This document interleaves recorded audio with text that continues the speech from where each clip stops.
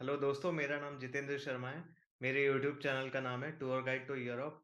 इस वाले वीडियो में मैं आपको वेनिस सिटी पूरा एक्सप्लेन करने वाला हूँ। इस वीडियो को जब आप एंड तक सुनोगे तो आपको वेनिस सिटी को लेके पूरा पता चल जाएगा कि जब आप यहाँ पे घूमने आओगे तो अपने दम पे यहाँ कैसे घूमना है।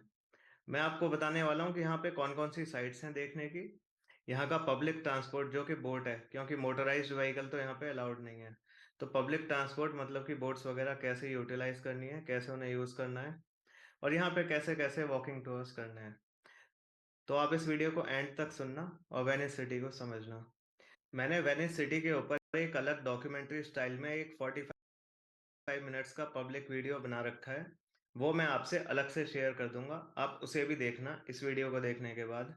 पहले इस वीडियो से समझ लो। और उस वीडियो में मैंने वेनिस सिटी की पूरी जो हिस्ट्री है, जो यहाँ की साइट्स हैं, उनको ज़्यादा डिटेल में एक्सप्लेन कर रखा है।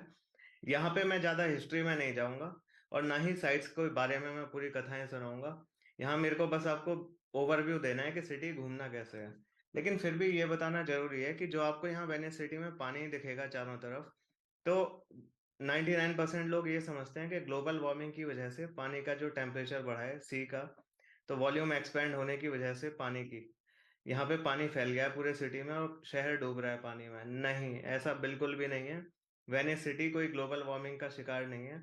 बात यह है कि जब वेनिस सिटी की शुरुआत हुई थी तो आसपास का जो मेन लैंड है वेनिस से बाहर का, वहां पे बारबेरियन किंग्स का कब्जा था।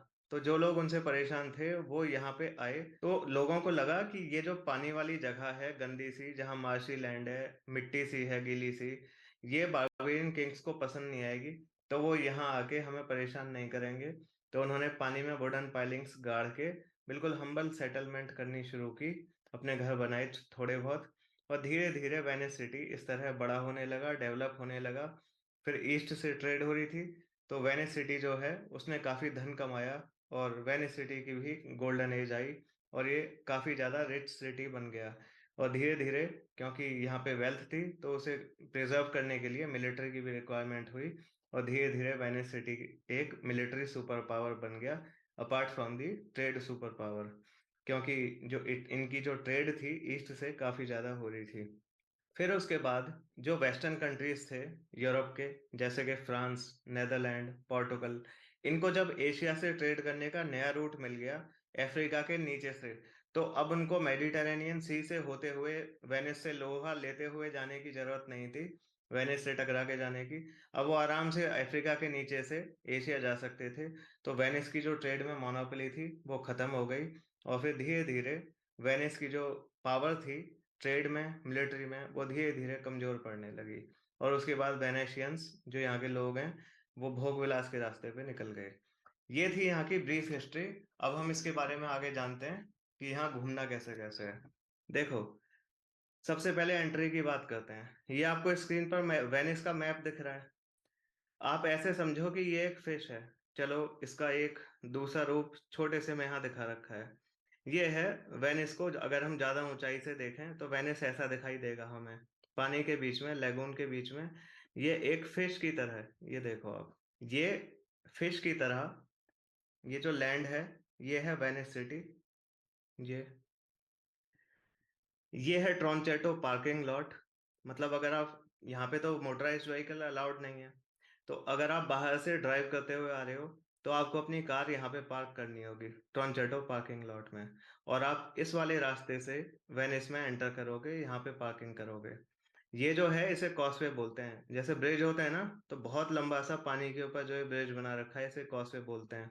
ये जो कॉस्वे है इसके पैरेलल ये आ रही है ट्रेन लाइन।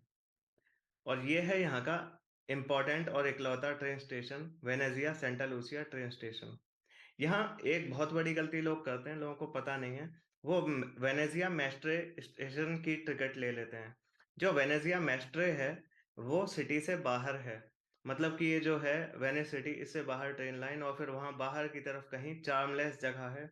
आप गलती से भी वेनिस सिटी में आने के लिए वेनेजिया मेस्ट्रे की टिकट मत कराना। आपको Venezia Santa Lucia train station की करानी है, जो कि ये है। अब ये है पियाजाले रोमा बस स्टेशन।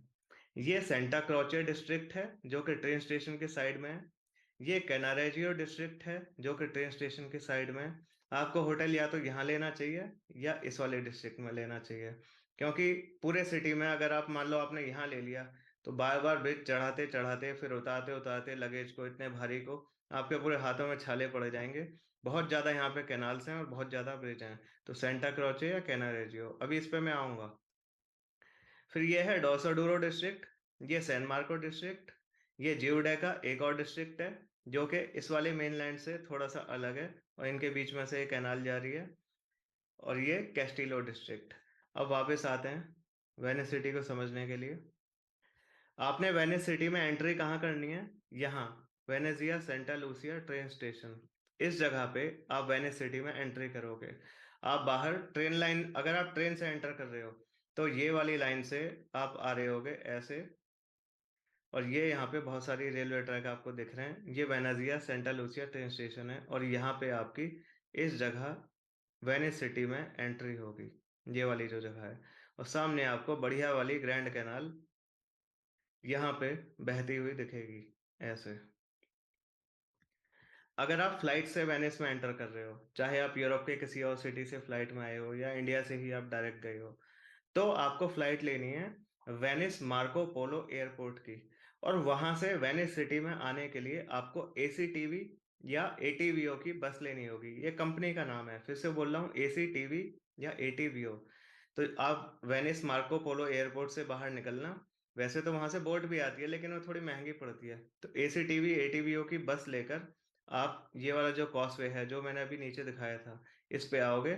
मतलब करीब 20-25 मिनट बस चलेगी और ये कॉस्वे से आपको यहाँ पियाजाले रोमा बस स्टेशन पर आपको वो बस उतार देगी।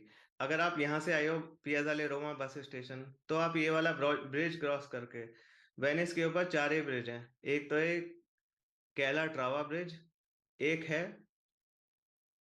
ये रियाल्टो ब्रिज बहुत फेमस, एक है एकेडमिया ब्रिज, और हाँ एक ये वाला ब्रिज और है स्कालजी ब्रिज। ये टोटल चार ब्रिज हैं इस पूरी ग्रैंड कैनाल के ऊपर, जो कि बीच से होके गुजर रही है वेनिस सिटी के। ठीक है। अब मान लो आप यहाँ से आए हो बस स्टेशन, तो आपको ये ब्रिज क्रॉस करके ऐसे यहाँ तक आना है। और ट्रेन स्टेशन से आए हो तो यहीं से आपकी एंट्री हो रही है। तो ये वाला जो पॉइंट है, ये साइट सीइंग शुरू करने के लिए एक बहुत ही अच्छी लोकेशन है। ये आइडियल स्पॉट है साइट सीइंग शुरू करने के लिए। चाहे आपको पूरी ग्रैंड कैनाल की राइड लेनी हो तो यहाँ से शुरू करोगे तो पूरी ग्रैंड कैनाल की राइड का आप मजा ले पाओगे, चाहे आपका होटल कहीं भी हो। राइड आपको यहीं से शुरू करनी चाहिए, ये ट्रेन स्टेशन से। तो पूरी ग्रैंड कैनाल की राइड का आप आनंद ले सकते हो। और आपको होटल कहाँ लेना चाहिए? आपको लेना चाहिए या तो ये सेंटा क्रोचे डिस्ट्रिक्ट में या फिर आपको ये कैनारेजियो डिस्ट्रिक्ट में। मतलब कि ये है आपका ट्रेन स्टेशन। आप जब सर्च करो होटल अपना booking.com से, तो आप होटल देखना या तो इस एरिया में या उससे भी अच्छा आप इस एरिया में देखना। बस यही दो हैं लोकेशन पूरे वेनिस में जो आपको बहुत कन्वीनियंट रहेंगी, क्योंकि आप ट्रेन स्टेशन से उतरे, आपको तुरंत बोट लेने की ग्रैंड कैनाल की जो है उसकी जरूरत नहीं है। आप आराम से आए, ये ब्रिज क्रॉस करा, सेंटा क्रोचे डिस्ट्रिक्ट आ गए, थोड़े बहुत बस ब्रिज चढ़ाना है, होटल में चेक इन करा, और वापस आप यहाँ आके साइट सीइंग शुरू कर सकते हो। इसी तरह आपने अगर यहाँ पे होटल लिया है तो भी आपकी साइट सीइंग इसी जगह से शुरू हो सकती है। तो ये सबसे अच्छा है। अब मान लो आपने सैन पोलो डिस्ट्रिक्ट में लिया है, यहाँ पे है मान लो आपका होटल, तो यहाँ से यहाँ आने में ना जाने कितने ब्रिज आपको क्रॉस करने पड़ जाएं। और जब इतना भारी बैग हाथ से उठा के एक एक सीढ़ी चढ़ाना होता है ना ब्रिज पे वेनिस सिटी में, और फिर ब्रिज से उतरते टाइम फिर से एक एक सीढ़ी, तो डबल मेहनत होती है, हाथ छिल जाते हैं, लाल पड़ जाते हैं हाथ। तो जितने ब्रिज कम चढ़ना पड़े उतना ही अच्छा है। ये एक रियल स्ट्रगल है वेनिस में, बार बार भारी सामान के साथ ब्रिज चढ़ना और उतरना। कैनाल के ऊपर जो ढेरों ब्रिजेस बने हुए हैं, यहाँ अनलिमिटेड नंबर ऑफ कैनाल्स हैं और अनलिमिटेड उनके ऊपर ब्रिजेस हैं। ठीक है। और इस, अगर आपने मान लो सैन पोलो डिस्ट्रिक्ट में आपने, ये है जैसे एक डिस्ट्रिक्ट, तो अगर आपने सैन पोलो डिस्ट्रिक्ट में आपने होटल लिया है तो आप यहाँ से पहले बोट लेना ऐसे, और ऐसे चल के यहाँ आना, देखना कि नियरेस्ट स्टॉप कौन सा है।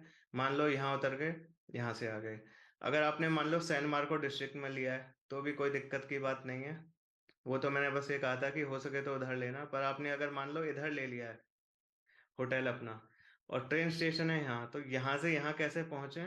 आप यहाँ से वो वेपरेटो ले लो। अब ये वेपरेटो क्या है, जैसे बस होती है ना सिटी में, ऐसी जो इनकी बड़ी सी बोट होती है जिसमें पब्लिक ट्रांसपोर्टेशन होता है, उसे बोलते हैं यहाँ पे वेपोरेटो, जो यहाँ वी लिखा हुआ है।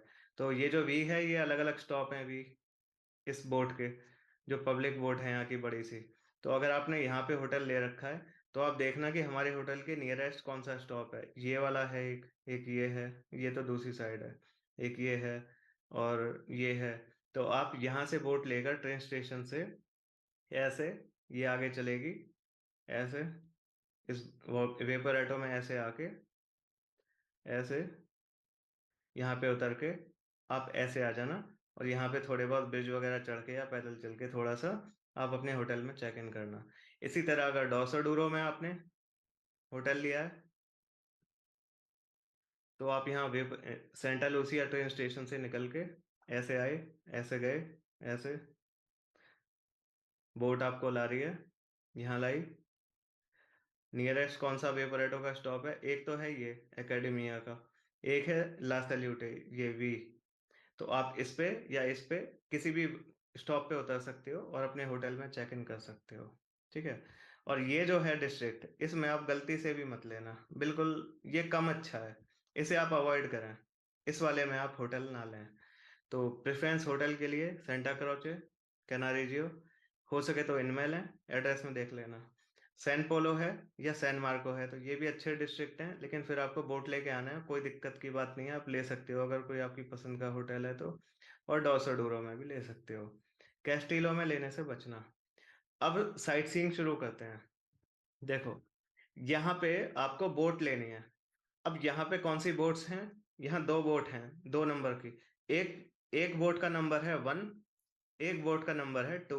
Line 1, line 2। जो लाइन 1 है, वो 45 मिनट लेती है यहाँ से लेके पूरी ग्रैंड कैनाल चल के यहाँ आने तक। यहाँ से लेके पूरा, ये आप पेन को फॉलो करो ऐसे, ये ग्रैंड कैनाल पूरी कवर करके इस जगह तक आने तक जो लाइन 1 है, वो बोट तो लेती है 45 मिनट, 45 मिनट्स। और जो लाइन 2 है, वो फास्ट बोट है थोड़ी सी, उसके स्टॉप कम है। तो अगर आपको जल्दी है तो आप 2 से आ सकते हैं, बाकी अगर आप तसल्ली से साइट सीइंग करना चाह रहे हैं तो आप लाइन 1 से आइए, 45 मिनट लगेंगी। टिकट कहाँ से मिलेगी इसकी? जहाँ यहाँ पे आप जो वेपरेटो ले रहे हो, यहीं पे ही टिकट के ऑफिस भी हैं, सेंटा लूसिया ट्रेन स्टेशन पे। अगर आप इधर से शुरू कर रहे हो, ये जो पार्किंग लॉट है, यहाँ से भी मिल जाएगी टिकट, यहाँ से भी मिल जाएगी, ये जो वी लिखा हुआ है। अब ये वी क्या है? वी का मतलब है वेपरेटो का स्टॉप, वी, जो ये रेड में है। तो ये कौन सा स्टॉप है? इसका नाम है, रेड में लिखा हुआ है, पियाज़ाले रोमा, ये बस स्टेशन के पास वाला है। अगर आप इधर से पैदल आए हो या यहाँ से आपने एंटर किया है, तो आपको यहाँ से वेपरेटो मिल जाएगी। ये अगला स्टॉप है, ये उससे अगला फेरोविया। और हाँ, ये सेंटा लूसिया ट्रेन स्टेशन, इसको फेरोविया भी बोलते हैं। तो कंफ्यूज होने की जरूरत नहीं है कि फेरोविया क्या है, ये ट्रेन स्टेशन के लिए है, इटालियन में ट्रेन स्टेशन को बोलते हैं। अगला स्टॉप है रीवा डी बैसियो। उससे अगला स्टॉप वेपरेटो का, मतलब पब्लिक बोट का, सैन मार्कोला। उससे अगला सैन स्टे। उससे अगला है का डी ओरो। अब का मतलब है हाउस, डी मतलब ऑफ, ओरो का मतलब गोल्ड, मतलब हाउस ऑफ गोल्ड। ये कोई म्यूजियम टाइप का है, चाहो तो आ जाना, कोई ऐसी एसेंशियल नहीं है इसमें आना। फिर इससे अगला स्टॉप है मर्केटो रियाल्टो, मतलब रियाल्टो मार्केट। और इस, ऐसा कुछ नहीं है यहाँ पे कोई खास, आगे आइए। ये रियाल्टो ब्रिज है, यहाँ से इधर भी बड़े मैग्निफिसेंट व्यूज दिखेंगे और इधर भी मैग्निफिसेंट व्यूज दिखेंगे। तो अगर आप ग्रैंड कैनाल पे आ रहे हो और आपको रियाल्टो ब्रिज के लिए आना है, तो आप ये वाला जो स्टॉप है रियाल्टो, यहाँ पे उतर जाओ और पीछे आके रियाल्टो ब्रिज पे चढ़ो। इधर के व्यूज देखो, फोटो वगैरह कराओ, इधर के व्यूज देखो, इधर की भी फोटो लो, बैकग्राउंड में कैनाल। और चाहो तो थोड़ा सा इधर आके इधर घूम सकते हो या इधर आ जाओ। ठीक है। अब वापस बोट पे आ रहे हैं, अभी मैं बोट टूर करा रहा हूँ। इससे आगे सैन सिल्वेस्ट्रो। अब ये जो कैनाल है, कहने को वेनिस में ऐसी कोई ज्यादा साइट्स हैं नहीं, जैसे किसी भी सिटी में ये साइट वो साइट, ज्यादा कुछ नहीं है। ये पूरा सिटी ही बड़ा कमाल का है। आपको यहाँ जो असली चार्म मिलेगा वेनिस सिटी में, वो है पूरे सिटी की गलियों में घूमने में। आप ध्यान रखना, आप पूरा सिटी ही एक एक्सीलेंट साइट है देखने के लिए। इतने ब्यूटीफुल यहाँ के घर हैं कि आपको किसी ब्लॉकबस्टर साइट पे जाने की जरूरत नहीं है, आप बस यहाँ की गलियों में घूमते रहो, ब्यूटीफुल घरों को देखते रहो। बहुत सारी जो कैनाल्स हैं उनकी ब्यूटी को देखो, उनमें जो गोंडोला चल रहे हैं उनको देखो, चाहो तो गोंडोला राइड लेना, वैसे महंगा होता है। तो इस तरीके से आपको यहाँ पे घूमना चाहिए। आप कोई ब्लॉकबस्टर साइट की उम्मीद ना रखें कि यहाँ पे वो, जैसे फ्रांस में एफिल टावर है या किसी में कुछ होता है, तो यहाँ ऐसा कुछ नहीं है। ये पूरा सिटी ही, मुझे पूरे यूरोप में सबसे ब्यूटीफुल वेनिस लगता है। इससे ज्यादा ब्यूटीफुल मुझे कोई सिटी नहीं लगता। और इसकी ब्यूटी यहाँ की गलियों में घूमते रहने में और कैनाल्स पे राइड लेते रहने में है। आगे बढ़ते हैं। सैन सिल्वेस्ट्रो ये अगला स्टॉप, फिर सेंट एंजिलो। कुछ नहीं है इसके पास ऐसा। हाँ, फरारी चर्च, ये एक साइट है। अगर आप चाहो तो यहाँ आ जाना, अगर आपका चर्चेस में इंटरेस्ट है। ये अच्छी है। तो इसके लिए आपको सेंट टॉमस स्टॉप पे उतरना है और यहाँ से आप पैदल चल के फरारी चर्च आ जाओ। अब वापस आ गए। या चाहो तो पूरी राइड आप कंटिन्यू करो, क्यों उतरना बीच बीच में, पूरा राइड का आनंद लो। लेकिन अगर कोई साइट पर्टिकुलर देखनी है जैसे रियाल्टो ब्रिज या ये फरारी चर्च, तो आप उतर भी सकते हो। अब यहाँ से आगे बढ़े। ये सैन सैमुअल का रेजोनिको, का मतलब हाउस है। फिर इससे आगे ये एकेडमिया, ये हमारी एक और बहुत इंपॉर्टेंट साइट है। ये ये वेनिस का अगला ब्रिज है। ये बहुत ही बढ़िया ब्रिज है। पहले ये कास्ट आयरन का ब्रिज हुआ करता था। इस ब्रिज को हटा के यहाँ पे कुछ टाइम के लिए एक वुड का ब्रिज बनाया गया, और बाद में उस ब्रिज को रिप्लेस ही नहीं किया गया, और आज भी यहाँ पे वुड का बना हुआ एकेडमिया ब्रिज बना हुआ है। अब ये जो एकेडमिया ब्रिज है, यहाँ से दिखते हैं बड़े कमाल के व्यूज। इधर देखोगे तो भी ब्यूटीफुल मैग्निफिसेंट बिल्डिंग्स दिखेंगी, और इधर देखोगे तो भी बड़े अच्छे व्यूज दिखेंगे। और इस तरफ देखने पे आपको ये जो ला सल्यूटे चर्च है, ये इसका बड़ा ही शानदार और फेमस व्यू दिखेगा। जब आप यहाँ खड़े होके इस तरफ देखोगे, तो जो आपको व्यू दिखाई देगा वो आपने कई बार कहीं ना कहीं वेनिस की फोटोज में जरूर देखा होगा। तो उसके लिए आपको यहाँ पे आना होगा। जब आप आगे आएंगे तो यहाँ पे एक और फेमस साइट है, पैगी ग्यूगेनहाइम आर्ट कलेक्शन। ये एक वेल्दी हियरस थी, अमेरिकन। वो यहाँ पे कुछ टाइम के लिए रहने आई थी, अंडर कंस्ट्रक्शन बिल्डिंग ली थी। फिर वो कंस्ट्रक्शन बीच में रुक गई, और ये आज भी ऐसा ही है। तो जहाँ सारी बिल्डिंग आपको 4-5 मंजिल की दिख रही होंगी, इसकी ऊंचाई थोड़ी सी कम है इस बिल्डिंग की। व्हाइट कलर की ये बिल्डिंग है, इसको आप देखना। फिर अगला स्टॉप है ये वी। उससे अगला स्टॉप ये ला सल्यूटे चर्च के लिए ये। अब ये ला सल्यूटे चर्च क्या है, काफी फेमस यहाँ की ये चर्च है। अब ये जो ला सल्यूटे चर्च है, उसके लिए आपको यहाँ पे रुकना है। अब ये चर्च क्यों बनाई गई थी? बात यह है कि कुछ 100 साल पहले वेनिस में प्लेग फैल गया था, जो कि चूहों से होता है। लेकिन उस टाइम लोगों को पता नहीं था कि ये चूहों से होता है, लोगों को लग रहा था कि ये भगवान का प्रकोप है। तो उन्होंने सेंट मैरी से प्रे करने के लिए कि आप हमें प्लेग से बचाओ, ये चर्च बनाई थी। उन्हें जानकारी तो थी नहीं। तो ये चर्च आज भी बनी हुई है, बड़ी सुंदर है। इसके बैकग्राउंड में आप फोटो वगैरह जरूर लेना। फिर आगे जो अगला स्टॉप है वेपरेटो का, वो है सैन मार्को वाला रेसो। उससे अगला सैन मार्को गियार्डिनेटी। यहाँ एक और बात बताने लायक ये है कि जैसे ये ग्रैंड कैनाल है, इसके दोनों तरफ आपको बड़े ही मैग्निफिसेंट पैलेसेस के व्यूज दिख रहे होंगे, बड़े ही शानदार। बहुत खूबसूरत खूबसूरत बिल्डिंग्स होंगी जो आपके होश उड़ा देंगी। उन बिल्डिंग्स के आर्किटेक्चर को और स्टाइल को समझाता हूँ। जो उनका ग्राउंड फ्लोर है, वो होते थे पहले वेयर हाउस। ये करीब 500 साल पुरानी बिल्डिंग्स हैं। ग्राउंड फ्लोर पे वेयर हाउस, क्योंकि यहाँ पे ट्रेड काफी होती थी। तो जो शिप्स से और बोट से सामान आता था, वो ग्राउंड फ्लोर पर स्टोर किया जाता था। उससे ऊपर का जो फ्लोर है, उन पे शोरूम होता था, शॉप्स होती थी। उससे ऊपर वाले फ्लोर पे जो नोबल फैमिलीज थी, जो मर्चेंट थे वेल्दी, उनका रहने का फ्लोर होता था। और किसी की अगर एक और फ्लोर हाइट है तो उस पे भी वो रहते थे। और सबसे ऊपर थोड़े से पीछे की तरफ बने हुए जो छोटे छोटे से कमरे हैं, उनमें सर्वेंट रहते थे उनके, जो उनकी सेवा किया करते थे, उनके सारे काम किया करते थे। और वहां पे एक आपको चिमनी भी दिखेगी, क्योंकि किचन सबसे ऊपर बनाई जाती थी, क्योंकि नीचे बनाएंगे तो आग का खतरा रहता था। तो ये यहाँ की हाईलाइट है वेनिस सिटी की। यहाँ से लेके, शुरू से लेके यहाँ एंड तक, यहाँ तक ये पूरी बोट राइड लेना। तो ये आप पेन को फॉलो करो, ऐसे चली बोट, ऐसे, ऐसे, ऐसे, यहाँ सैन मार्को तक आई। और फिर यहाँ से ये जो जूडेका आइलैंड है और ये डोसोडूरो डिस्ट्रिक्ट, इनके बीच से यूं निकली, ऐसे गई, ऐसे, और वापस इसने आपको ट्रेन स्टेशन पहुंचा दिया। आप यहाँ बैठोगे ट्रेन स्टेशन पे सैन मार्को आने के लिए, तो आप इधर भी आ सकते हो, या हो सकता है कि बोट दूसरी तरफ से आपको ले जाए, ऐसे किधर भी जा सकती है। ऐसे जाकर यूं आपको सैन मार्को ले जाए और फिर वापस आपको ऐसे घुमा के इधर ट्रेन स्टेशन तक ले जाए। तो देखो सेंटा लूसिया ट्रेन स्टेशन से हमने बोट ली, ऐसे ऐसे हम चले ग्रैंड कैनाल पे और यहाँ से घूमते हुए बढ़िया व्यूज एंजॉय करते हुए हम यहाँ पर आ गए। अब हमें यहाँ पे आना है। तो अब मैं इसको आपको दिखाता हूँ इस जगह को। या तो आप इस वाले स्टॉप पे उतर जाओ, सैन मार्को जीआरडी नेटी या सैन मार्को वलारेसो, या फिर आप रुक जाइए यहाँ सैन जकारिया। ये जो वी वी वी लिखा है, या फिर ये वाले दो वी, इनमें से आप किसी भी वी पे रुक जाओ, किसी भी वेपरेटो स्टॉप पे। हो सके तो यहाँ रुकना सैन जकारिया पे। अब यहाँ से ऐसे चलते हुए इधर आप आ जाओ ऐसे। ये वाला जो पार्ट है ये सबसे हिस्टोरिक पार्ट है, सबसे पुराना पार्ट वेनिस सिटी का।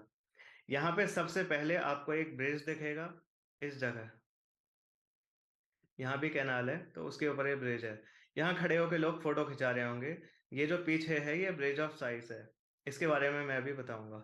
बैकग्राउंड में ये होगा, इसकी आप फोटो खिंचा सकते हैं। और नीचे आपको गोंडोला चलाते हुए गोंडोलियर्स दिख जाएंगे। ये है यहाँ की काफी फेमस साइट, डॉजिस पैलेस। कई सौ सालों से ये आज भी ऐसा का ऐसा ही है जैसा पुराने जमाने में था। काफी ब्यूटीफुल बिल्डिंग है, इसके अंदर भी आप जा सकते हो। और आज भी वेनेशियन गवर्नमेंट की सीट यहीं पे है और पुराने जमाने में ड्यूक जो था वो यहीं पे ही रहा करता था वेनिस सिटी का। ये जो डॉजिस पैलेस है, बढ़िया बिल्डिंग है। अब इसी के पीछे ये वाला जो पार्ट है ये है प्रिजन। पहले यहाँ से डॉजिस पैलेस से प्रिजन पहुंचाने के लिए लोगों को, कैदियों को, यहाँ ये वाला जो ब्रिज ऑफ साइस मैंने अभी बताया, इस वाले ब्रिज को क्रॉस करना होता था। मतलब कि कैदी आए, उनको डॉजिस पैलेस में ले जाया गया, यहाँ से ये वाला ब्रिज क्रॉस करवा के यहाँ जेल में डाल दिया गया, जहाँ उन्हें इनह्यूमन कंडीशंस में रखा जाता था। और यहाँ जाने से पहले ये जो ब्रिज ऑफ साइस है, इससे उन्हें वेनिस सिटी की ब्यूटी आखिरी बार देखने को मिलती थी। अब इस पैलेस से बाहर निकल के इधर आओ। ये है सेंट मार्क्स बेसिलिका। वेनिस की काफी फेमस और अच्छी साइट है। चर्च है, बहुत पुरानी, करीब 1000 साल पुरानी। इसकी जो डोम्स हैं ऊपर ऑनियन शेप की हैं। जो टर्किश बिजेंटियम एम्पायर है उस वाला आर्किटेक्चर है इसका। और यहाँ पे सेंट मार्क्स की बोन्स हैं, आप इसके अंदर जा सकते हो। एंट्री इसमें फ्री है, लेकिन लंबी लाइन लगती है। सुबह जल्दी आओ तो आसानी से जा सकते हो। सेंट मार्क्स बेसिलिका के सामने ये जो आपको पंखे से दिख रहे हैं ये व्यू पॉइंट है। अब किस चीज का व्यू पॉइंट है? टावर से व्यू पॉइंट है। ये जो मैं एनसर्कल कर रहा हूँ, ये जो मैंने एनसर्कल किया है, ये है कैंपनिले बेल टावर। काफी खूबसूरत टावर है, दूर से ही आपको दिख रहा होगा। आप इस पे जरूर चढ़ना। यहाँ जो ये पंखे से दिख रहे हैं मतलब व्यू पॉइंट है, आपको इससे वेनिस के बड़े ब्यूटीफुल व्यूज चारों ओर के दिखेंगे। यहाँ से आपको इधर देखोगे तो रेड ब्रिक्स वाली सारी छत दिखेंगी, रूफ जो है घरों की। यहाँ से इधर देखोगे तो आपको ये ला सल्यूटे चर्च दिखेगी, बढ़िया। थोड़ा टाइम स्पेंड करना है इसके टॉप पे चढ़ के, टिकट लगती है इसकी। और इधर देखोगे तो आपको ये सैन जॉर्जियो आइलैंड है, इसका एक और टावर और बढ़िया व्यूज देखने को मिलेंगे। देखो यहाँ पे ये एक पंखा सा और है।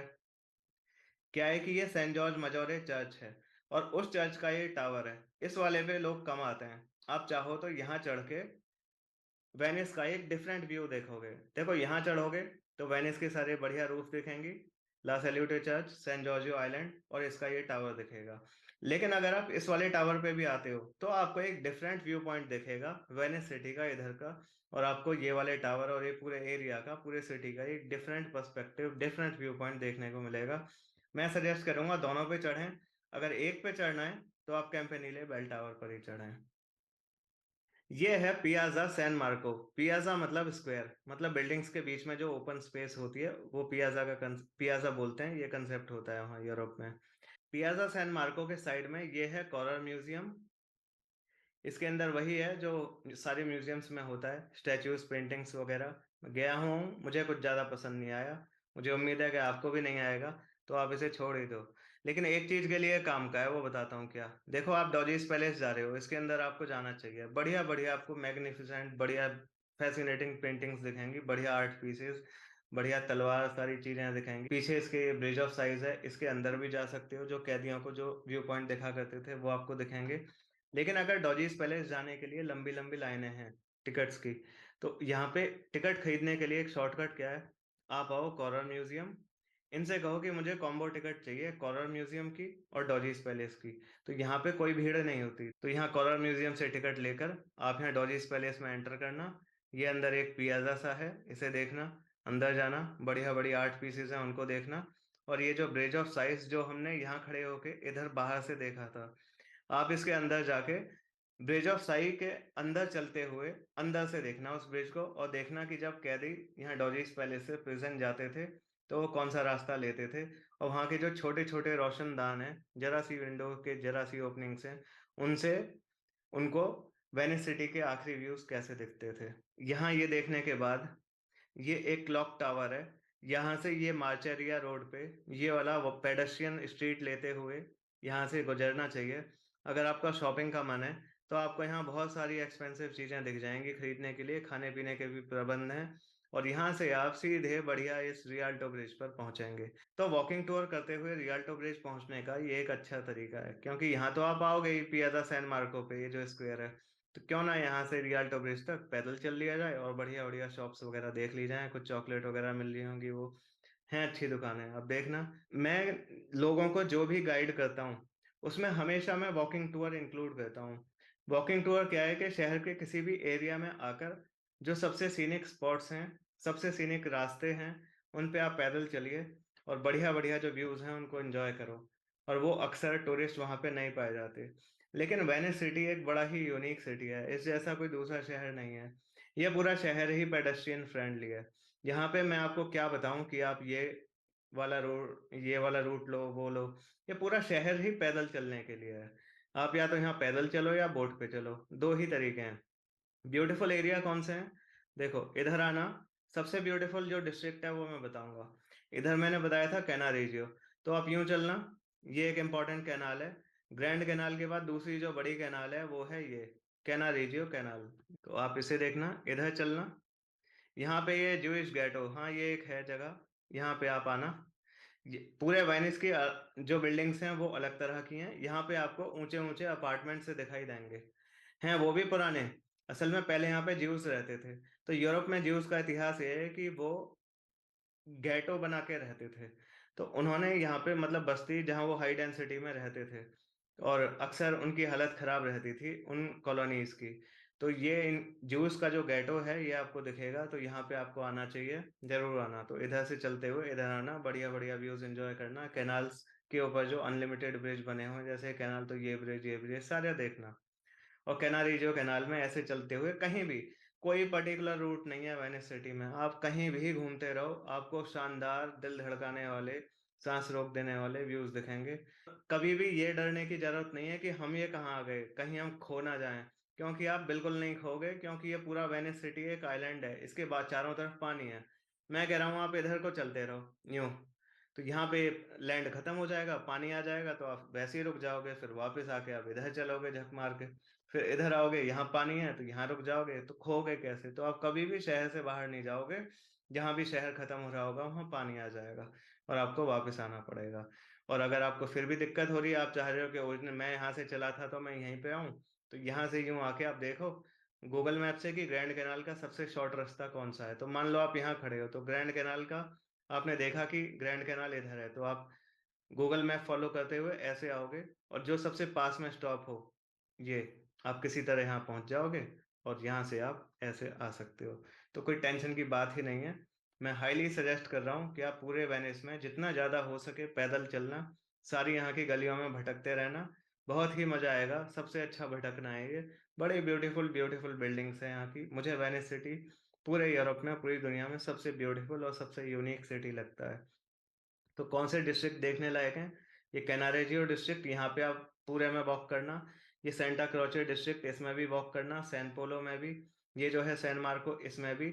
लेकिन जो सबसे ज्यादा ब्यूटीफुल डिस्ट्रिक्ट है वो है यहाँ नीचे, देखो ये वाला है ना, जहाँ मैं पेन चला रहा हूँ, ये वाला डिस्ट्रिक्ट सबसे ब्यूटीफुल है। इसे बोलते हैं डोर्सोडूरो डिस्ट्रिक्ट, ये डोर्सोडूरो। इसी डिस्ट्रिक्ट के साइड में यहाँ पे एकेडमिया ब्रिज है, जो मैंने ग्रैंड कैनाल की राइड के टाइम आपको बताया था। इसी डिस्ट्रिक्ट के साइड में, इसी डिस्ट्रिक्ट में यहाँ पे ला सैल्यूटे चर्च है, जिसकी हमने बात की थी। तो यहाँ पे आना कैसे है, देखो आपने ग्रैंड कैनाल राइड ले ली ऐसे घूमते हुए पूरी, ऐसे आप आए, इधर आ गए। अब ये पियाजा सैन मार्को देखने के बाद यहाँ से जो वी लिखा हुआ है, या इधर से कहीं से भी वापस आने की बोट राइड ले लो, ऐसे और इस वाले स्टॉप पे ला सल्यूटे चर्च के बाहर ये जो स्टॉप है सल्यूटे, यहाँ उतर जाओ, इधर आओ ऐसे, और इस तरफ चलना शुरू कर दो। और यहाँ पे अनलिमिटेड कितना भी किसी भी गली में कहीं भी मुड़ जाना, याद रखना खोओगे नहीं, क्योंकि यहाँ पानी आ जाएगा, तो मजबूरन इधर ही जाना पड़ेगा। तो जब आप इधर से चल के ऐसे आ रहे होगे ऐसे, तो अब इस तरफ मत निकलना, अब आप निकलना इस तरफ, और फिर इस तरफ ऐसे, किसी भी दिशा में, मैं कोई पर्टिकुलर रूट नहीं बता रहा, लेकिन फिर भी कौन सा सही रहेगा वो बता रहा हूँ। ऐसे,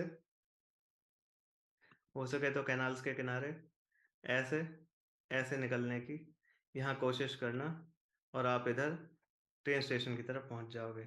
मतलब बहुत अच्छा रूट आपको ये रहेगा कि ला सल्यूटे चर्च से डोसोडुरो डिस्ट्रिक्ट में यूं गलियों में भटकते हुए इधर इधर घूमते हुए पूरा, लगभग आपको गलियों में तो पूरा घूमना है, लेकिन ऐसे चलने की कोशिश करना, क्योंकि इधर उतना है नहीं ज़्यादा सेटलमेंट लोगों की।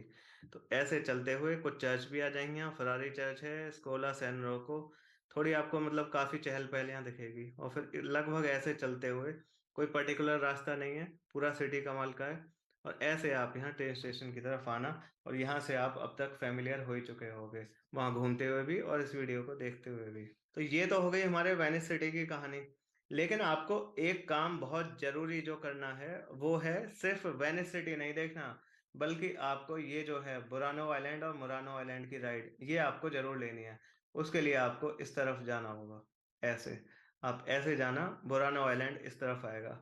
अब देखो ये जो दिख रहे हैं स्क्रीन पे, मुरानो आइलैंड और बुरानो आइलैंड, अगर आपके पास सफिशिएंट टाइम है, आपने मान लो पूरा दिन है मुरानो और बुरानो आइलैंड के लिए, तो आप मुरानो में देना 2 घंटे, और बाकी कम से कम 3 या 4 घंटे आप देना बुरानो आइलैंड में। लेकिन अगर आपके पास बस मुश्किल से आधा दिन है या 4 घंटे हैं, तो आप मुरानो को छोड़ो, और आप बुरानो हर हालत में जरूर घूमने जाना। बड़ा ही ब्यूटीफुल आइलैंड है।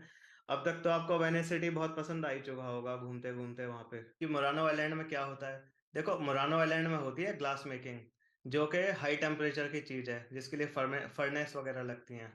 तो वो आपको यहाँ करके दिखाते हैं।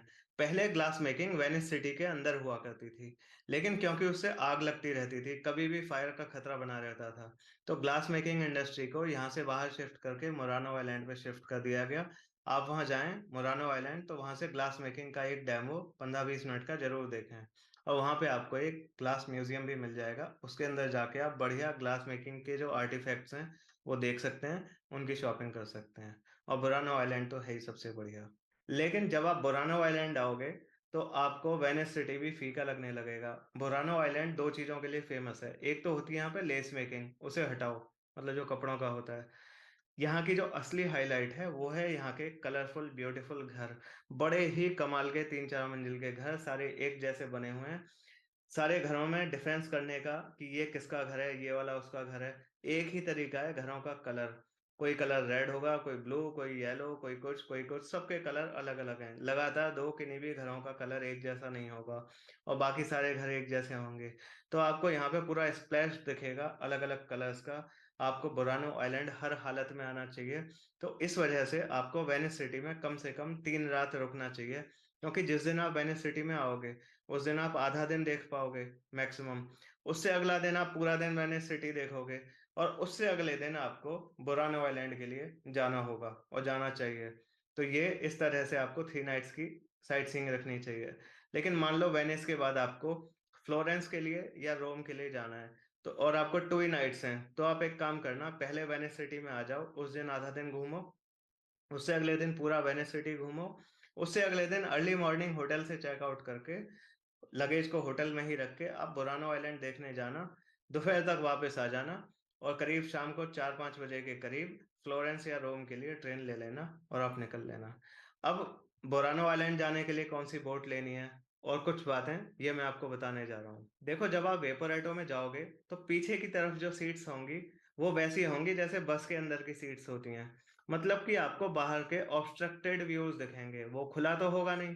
तो मेरी एक इंपॉर्टेंट टिप है कि वेपरेटो में आके आप सबसे पहले सामने की तरफ जाना, आगे का एरिया ओपन होता है, और वहां से आपको 360 डिग्री व्यूज दिखेंगे ग्रैंड कैनाल के और उसके दोनों तरफ के जो ब्यूटीफुल शानदार पैलेसेस हैं, भव्य पैलेसेस हैं एकदम।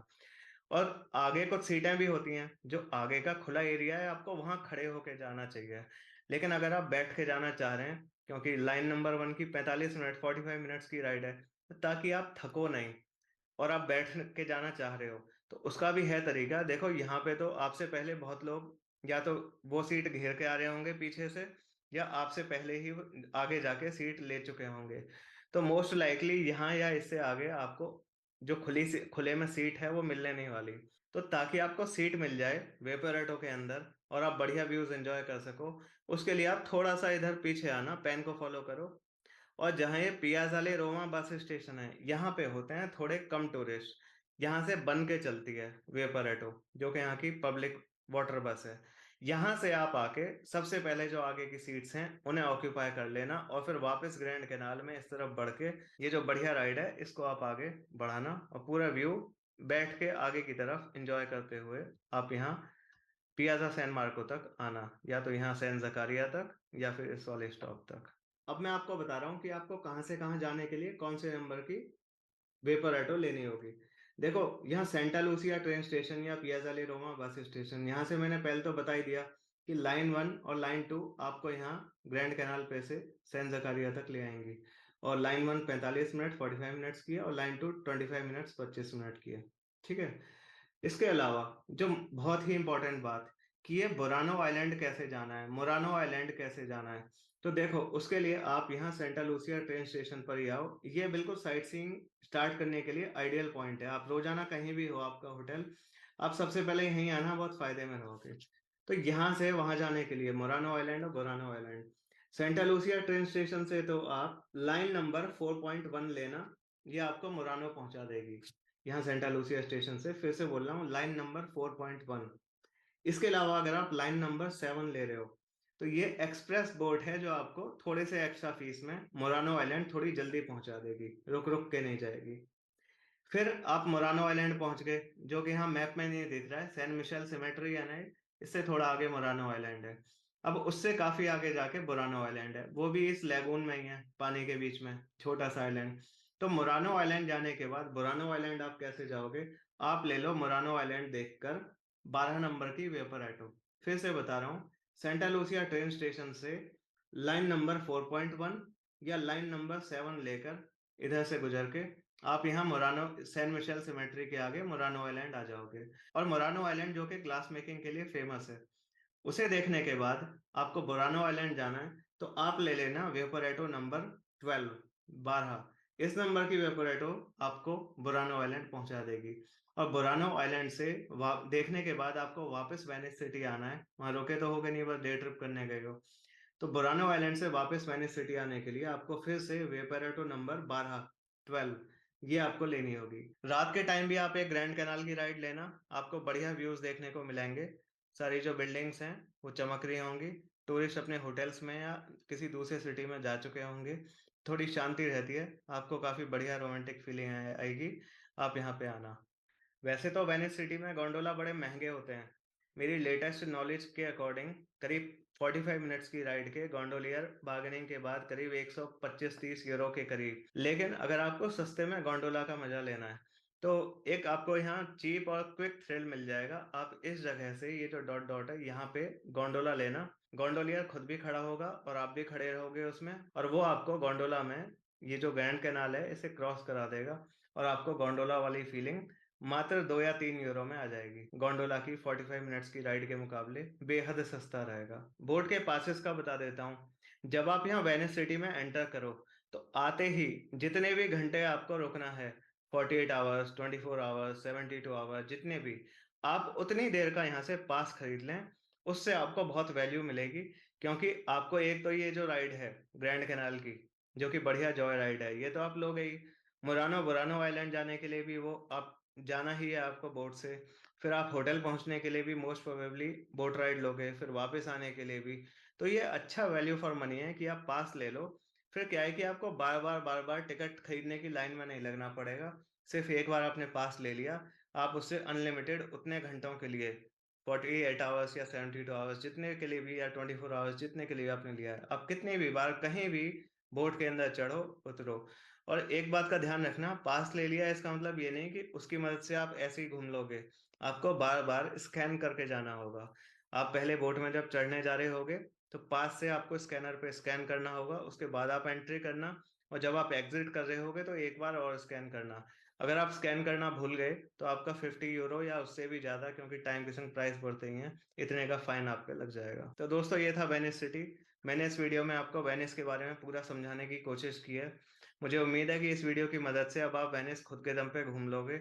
आपको कोई ट्रैवल पैकेज खरीदने की जरूरत नहीं है। 50 जगह से इधर उधर से कुछ ना कुछ पता लगाने की जरूरत नहीं है। आप यहाँ आओ, बढ़िया एंजॉय करो।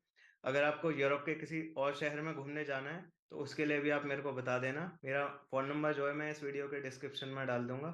वहां से आप मेरे को कॉल करके दूसरे शहरों के भी इस तरह के जो यूज़फुल वीडियोस हैं, जो आपके कई कई हजार रुपए सेव कराएंगे, वो मैं आपसे शेयर कर दूंगा। मेरा नाम है Jitendra Sharma. Thanks a lot for watching this video till and.